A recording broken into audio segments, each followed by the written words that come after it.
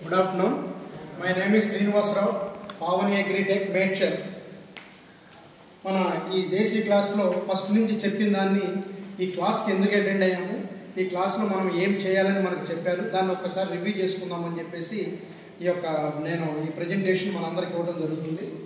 Marketing strategy and approaches in agriculture, building better customer relationship. మనకి ఎక్కువ కస్టమర్లు టోటల్గా ఫార్మర్స్, ఆ రైతులతో మనం ఏ విధంగా ఉండాలి, ఎట్లా చేయాలి అనేది మనకి ఇక్కడ క్లాస్లో నేర్పింది. దాని గురించి కూడా కొన్ని విషయాలు ఉంటే దాన్ని చెప్తుంది. ఫస్ట్ వచ్చేసి ఇంపార్టెంట్ ఆఫ్ సిఆర్ అంటే కస్టమర్ రిలేషన్షిప్. కస్టమర్తో మనం రిలేషన్షిప్ ముఖ్యంగా ఉండాలంటే quality, availability, trust, knowledge, brand image, feedback. ఈ టోటల్ 6లో ఆల్రెడీ ఇందాక మన నాగరాజ్ సార్ కానీ క్లాస్లో మన అమరేష్ కుమార్ సార్ కానీ అందరూ చెప్పారు. క్వాలిటీ అంటే మీరు అమ్మే ప్రోడక్ట్ గురించి మీకు పూర్తిగా లావులు, సన్నాలు, ఎన్ని రకాలు, ఎన్ని రోజులు పంట, ఎప్పుడు నర్సరీ తీసి ప్లాంటేషన్ చేస్తే బాగుంటుంది. హైబ్రిడ్ ప్యాడీ అయితే చిన్న 2 ఎగ్జాంపుల్స్, ఎక్కువ చెప్తే మళ్ళీ చాలా కష్టం. హైబ్రిడ్ ప్యాడీ అయితే 21 నుంచి 22 రోజుల్లోకి తీసి ప్లాంటేషన్ జరిపితే దానివల్ల కలిగే లాభం ఏంటంటే 21, 22 రోజుల వరకు కింద 2 వేర్లే ఉంటాయి. 3వ ఏరు 23, 24 రోజులు వస్తుంది. ఆ 3వ ఏరు స్ట్రైట్ అవే ప్లాంటేషన్ కనుక జరిగినట్టే, మెయిన్ ప్లాంట్లో ప్లాంటేషన్ జరిగితే ఎక్కువ పిలకలు వచ్చి దిగుబడి ఎక్కువ రావడానికి ఛాన్స్ ఉంటుందని హైబ్రిడ్ ప్యాడీకి 21 to 22 డేసే కరెక్ట్గా ఎనీ కంపెనీ, ఏ కంపెనీదేనేంటి డేస్ని బట్టి తీసుకొని 120 నుంచి 135 ఉండే. ఇంకా కొన్ని ఏజెన్సీ ఏరియాలో 110 డేస్కే కంపెనీకి తీసుకురావడానికి ట్రై చేస్తుంది. అంటే క్వాలిటీ మీరు అమ్మే వాటిలో మీకే తెలుస్తుంది. లాస్ట్ టైం ఏం పంట వేసాం, ఇప్పుడు ఏమి ఇస్తే బాగుంటుంది అంటే, ఇప్పుడు మన ఊర్లోనే ఇప్పుడు తుఫ్రాన్ తీసుకోండి, 26 షాపులైనా ఉన్నాయి.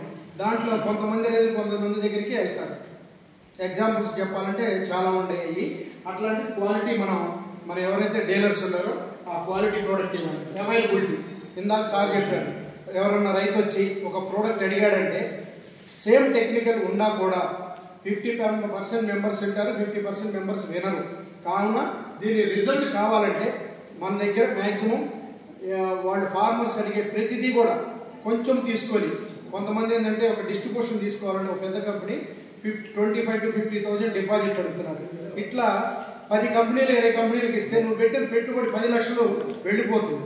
కావున మీరు దీనికి ఈ అవైలబిలిటీ గురించి నేను 4th చాప్టర్లో చెప్తాను. ఈ 4th దాంట్లో అవైలబిలిటీ కూడా మన షాప్లో ఉంటే ఫార్మర్కి ఏంటంటే ఇక్కడ పోతే అన్నీ దొరుకుతాయి అనే భావన కలగాలి. అన్నీ మెయింటైన్ చేయడం ఎవరి వల్ల కాదు, ఏదో 1 or 2% మెంబర్స్ చేస్తారు.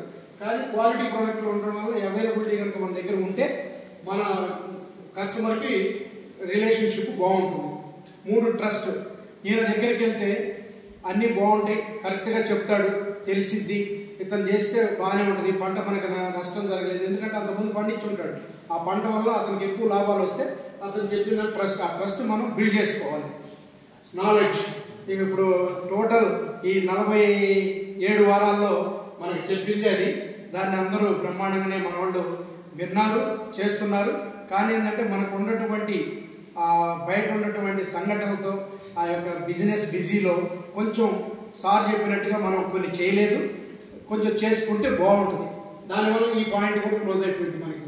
Next brand image. పలానా షాపు వెళితే ఆ షాప్లోకి వెళ్తే మన బ్రాండ్ ఇది, మన షాప్ బ్రాండ్. ఇక్కడ మనం చెప్పింది కస్టమర్ రిలేషన్. బ్రాండ్ ఇమేజ్ అంటే ఇప్పుడు సింజంటా కంపెనీదనో అడ్వాంటాదనో వీటి గురించి కాదని, ఓన్లీ మన బ్రాండ్.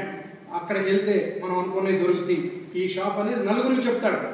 మనం కూడా మేము చాలా మందికి చెప్తాం, మా ఇత్తనాలు బాగున్నాయి అంటే 100 మందికే చెప్పమంటాం, బాగలేదంటే 1000 మందికి చెప్పమంటాం. ఎందుకు 900 మంది నష్టపోకూడదు. ఆ కాన్సెప్ట్లోనే మనం మన షాప్ బ్రాండ్ ఇమేజ్ కూడా కస్టమర్ రిలేషన్షిప్ ఫార్మర్తో ఉండాలి. ఎందుకంటే మనం total depend on farmers. Feedback. మీరు ఇచ్చిన పంట వేస్తారు. ఇప్పుడు చాలా మంది పొలాల్లోకి వెళ్ళి ఫోటోలు కూడా వచ్చినాయి మన దేశీ క్లాస్లో. నర్సరీలు చూశారు, తర్వాత ఇప్పుడు ప్లాంటేషన్ తర్వాత చూస్తున్నారు. అంతకుముందు చేసేవాళ్ళు కానీ నలుగురు తెలిసేది కాదు. కానీ ఇప్పుడు మనం ఈ క్లాసు చెప్పినందువల్ల ఆ ఫీడ్బ్యాక్ కూడా మనం తీసుకుంటాం. సెకండ్ వన్ వచ్చేసి అండర్స్టాండింగ్ ఫార్మర్ నీడ్. మనం రైతు అవసరాలను గుర్తించడానికి, అర్థం చేసుకొని దాంట్లో ఏంటంటే నో హౌ, క్రాప్ ప్లానింగ్ ఏంటి, బయింగ్ సీడ్ ఫస్ట్ పాయింట్. ఇది క్రాప్ ప్లానింగ్ ఏంటి, మనం అంటే మెదక్ జిల్లా మొత్తం మ్యాక్సిమం వరి, కొన్ని జిల్లాల్లో కొంచెం మొక్కజొన్న వేశారు, మిర్చి కూడా తక్కువ, మ్యాక్సిమం 80% అది. బయింగ్ సీడ్ అతనికి ఇచ్చే రకాలని మనం ఎక్స్ప్లెయిన్ చేసి పంట కాలం వాటి చూడటం. సెకండ్ వచ్చేసి కాంటెక్స్, అంటే అది ప్లాంటింగ్ ఎలా జరిగింది చెప్పిన 30 రోజుల్లోపు, ఇప్పుడు 40-45 రోజులు నార్మల్ ఉన్నాయి, అవి వేస్తే రేపు బిల్డింగ్స్ కూడా రావు, కానీ 30 రోజుల్లోపు వేసినటువంటి ప్లాంటింగ్ జరిగిందా లేదా, జస్ట్ కొంతమందిని, అందరినీ మనం చేయలేము, ఒక షాప్కి 50 మంది 60 మంది వస్తారు, చేయలేము, కొంతమందిని మీరు చేసుకుంటే ఇది ఆ ఫార్మర్ కూడా అర్థం చేసుకుంటాడు, నేను అన్ని అడుగుతున్నాడు. నెక్స్ట్ గ్రోయింగ్, ఆ క్రాప్ ఎలా ఉంది ఏంటి, అది. తర్వాత మార్కెట్, ఇది కూడా ఫార్మర్కి అవసరం, అది మనం చెప్తున్నాము, ఇంకా వాళ్ళు కూడా తెలుసుకుంటారు. ఇంకా కొత్త సార్ వాళ్ళు చెప్పినట్టు కొన్ని ఉన్నాయి, కొన్ని ఇప్పుడు కొన్ని గవర్నమెంట్ సెంట్రల్ గవర్నమెంట్ ప్రాజెక్ట్స్ ఉన్నాయి, వాళ్ళు ఆన్లైన్లో మన డీలర్లు మేము ఎట్లా, ఇది కంపెనీ వాళ్ళు ఎట్లా డీలర్లు అపాయింట్ చేస్తున్నారో అపాయింట్ చేసుకొని ఫార్మర్స్ దగ్గర నుంచి తీసుకునేటువంటి వస్తువుల్ని అందరికంటే ₹1 ఇచ్చి చేస్తున్నారు. అటువంటిది కూడా వచ్చింది, దాన్ని నేను సార్కి షేర్ చేస్తాను, అది మనందరికి వస్తుంది, మనందరూ డీలర్లు ఉంది కాబట్టి. హార్వెస్టింగ్, ప్యాకింగ్, స్టోరింగ్, అంటే ఇప్పుడు కొన్ని చోట్ల ఇందాక సార్ చెప్పినట్టు నెయ్యిని కోల్డ్ స్టోరేజ్లో పెట్టి, నెయ్యి కాదు ఇది మన సీతాఫలం, అట్లాంటివి కూడా మనం చేసుకుంటా ఉంటే, వాళ్ళకి చెప్తా ఉంటే వాళ్ళకి ₹1 వస్తే ఎన్ని బెనిఫిట్స్ మనకే. తర్వాత సెల్లింగ్, దాన్ని అమ్మటం అనేది, దీనికి మార్కెట్ అనేది, ఈ 3 పాయింట్లో మనం ఫార్మర్కి ఎప్పుడు ముందంజలో ఉండాలి, ఫార్మర్కి మనం ఎప్పుడు చెప్తుండాలి. తర్వాత వచ్చేసి బిల్డింగ్ ట్రస్ట్ విత్ ఫార్మర్స్, వాళ్ళకి ఏది చెప్పినా, అంటే మనం ఒక వస్తువు ₹100 అమ్మొచ్చు, 200 అమ్మొచ్చు, 150 అమ్మొచ్చు, అది వేరే విషయం. వాళ్ళకి చెప్పేది బీ ట్రాన్స్ఫర్మేట్, మనం చెప్పేది కరెక్ట్గా ఉంది అంటే అర్థం ఏంటి, ఒక ఊళ్ళో 4 రైతులు ఉంటారు, ఆ ఊర్లో ఒకరికి 150, ఒకరికి 160, ఒకరికి 125, ₹100 ఇస్తే కాదు, ఒక రేటుని ఇక్కడ ఈ షాప్కి వెళ్తే రేట్లు అడగాల్సిన పని లేదు అనేది తెచ్చుకోవాలంటే టైం పట్టింది. నేను దానికి కాదనలేదు, ఇమ్మీడియట్లీ రమ్మంటే ఏది రాదు, టైం పట్టింది. అట్లా ఇప్పుడు 50% మెంబర్స్ ఉన్నాయి. కొంతమంది ఏంటంటే కొన్ని మెడికల్ చేస్తున్నారు, ఎట్లా, ఒక ప్రోడక్ట్ ఉంది మార్కెట్లో, మంచి నేమ్ ఉంటుంది, దాన్ని ₹200 కొంటాడు, 200కే అమ్ముతాడు. ఇంకో ప్రోడక్ట్ ఉంటుంది కాంబినేషన్ ప్రోడక్ట్, ఆ ప్రోడక్ట్ ఇప్పుడు మన ఏరియాలో 10 మందికి ఉండాలనుకోండి, ఫర్ ఎగ్జాంపుల్ నేనే ఒక డీలర్కి ఇస్తాను, రెండో డీలర్కి ఇవ్వనప్పుడు ఆయన ఏం చేస్తాడు, వాడి ఓన్ డిస్ట్రిబ్యూషన్ పాయింట్ని తీసుకొని మార్కెట్కి ₹200 దాంట్లో రావాల్సిన ప్రాఫిట్, దీంట్లో రావాల్సిన ప్రాఫిట్ తీసుకుంటారు. కానీ అక్కడ కూడా అది పనిచేసే విధంగా ఉండాలి మనం ఇచ్చిన వస్తువు, అదొకటి మనం చేసుకోవాలి. క్రెడిబిలిటీ, ఇక అది అందరికీ మనకి తెలిసింది, ఆ క్రెడిబిలిటీ అనేది మనం ఎథిక్స్ అవన్నీ ఉంచుకోవాలి. Be reliable, engage and educate. ఇంకా అది ఇప్పుడు ఈ పాయింట్లో ఇది రైతుకి మనం మ్యాక్సిమం సూటబుల్గా చెప్తే, ఒక్కోసారి వస్తాడు రైతుకి అక్కడ పని చేసింది, కానీ ఇక్కడికి వచ్చి ఇంకొక మాట, మొన్న ఇచ్చింది పని చేయలేదు, ఈరోజు ఇంకా దాన్ని అంటే మనం ఇంకా మంచిది ఇస్తామేమో, మొన్న ఇచ్చింది పని చేసింది, అది ఒప్పుకోడు ఫార్మర్. కానీ ఒక రకంగా చెప్తే ఫార్మర్ వయసు 60 ఏళ్ళు ఉంటాయి, లేకపోతే 40 ఉంటాయి, 45 ఏళ్ళు ఉంటాయి, మన వయసు 25-27. కానీ ఏంటంటే మీ దగ్గరికి 10 మంది రకాల వాళ్ళు వస్తారు, వాళ్ళు చెప్పిన అడ్వైజ్ని మీరు ఇచ్చిన మందుల్లో ఏది బాగా పనిచేసింది, అది చెప్పేవాడు మంచోడా కాదనేది మీరు అర్థం చేసుకొని తక్కువ రైతులకు ఇస్తే మీరు ఇచ్చిన ప్రోడక్ట్లన్నీ కూడా పనిచేస్తాయి. పని చేయకుండా ఎవరు నష్టం చేసుకోవడానికి అయితే మనం షాపులు పెట్టుకోము, చేయము, అది ఎడ్యుకేట్ చేస్తే బాగుంటుంది. తర్వాత ఇది యాక్చువల్గా అవసరం లేదు కానీ చెప్తున్నాను, డీలర్, డిస్ట్రిబ్యూటర్, రోల్స్, ప్రొడ్యూసర్, వేరు మన కంపెనీ వాడు డైరెక్ట్ కన్జ్యూమర్తో పెట్టుకుంటాడు కొన్ని ఏరియాలో, షాపులు లేని కాడ. తర్వాత కొన్ని ఏరియాలో రిటైలరు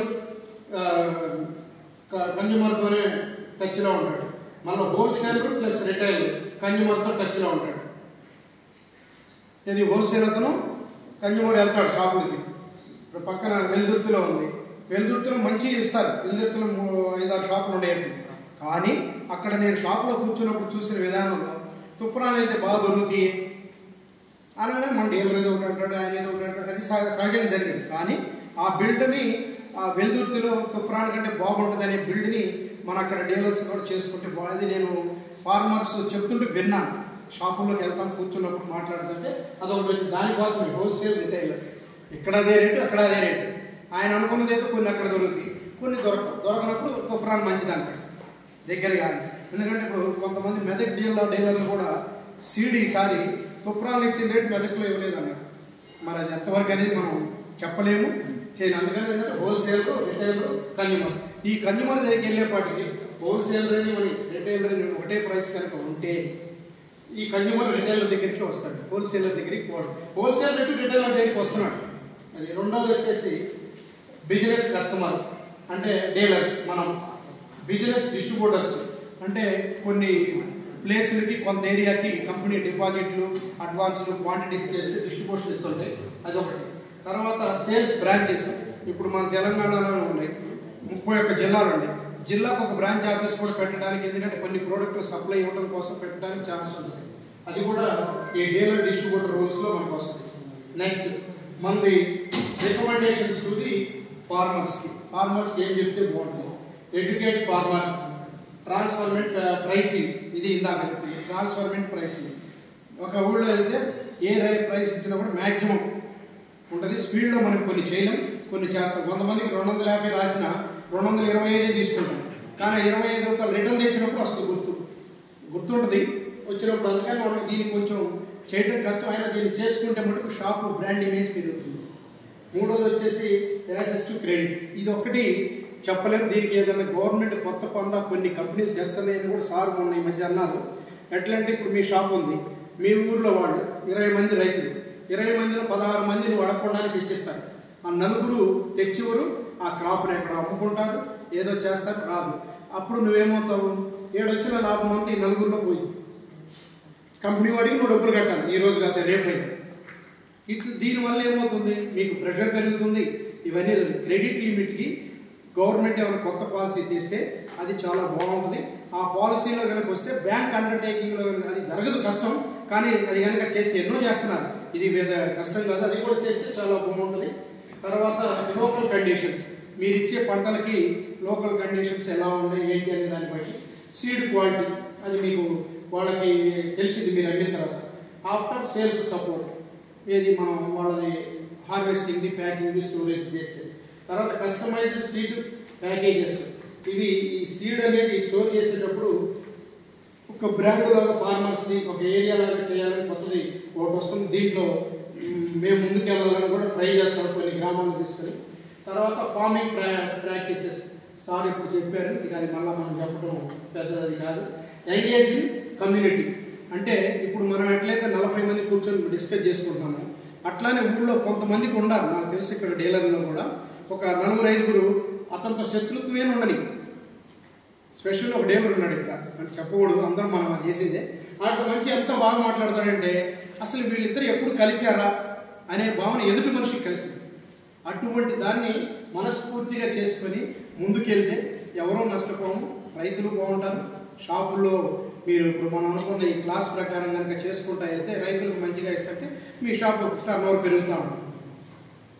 ఇది ఏంటంటే నేను నా ఉద్దేశం ఎప్పుడు డీలర్ బాగుంటే కంపెనీ నుంచి వచ్చే స్టాక్ డీలర్కి వెళ్ళింది, డీలర్ నుంచి ఫార్మర్కి వెళ్ళింది, మంచి షాపు కూడా మంచి నేమ్ వస్తుందనే ఉద్దేశంతోనే ఈ కాన్సెప్ట్ తయారు చేస్తాను. Thank you.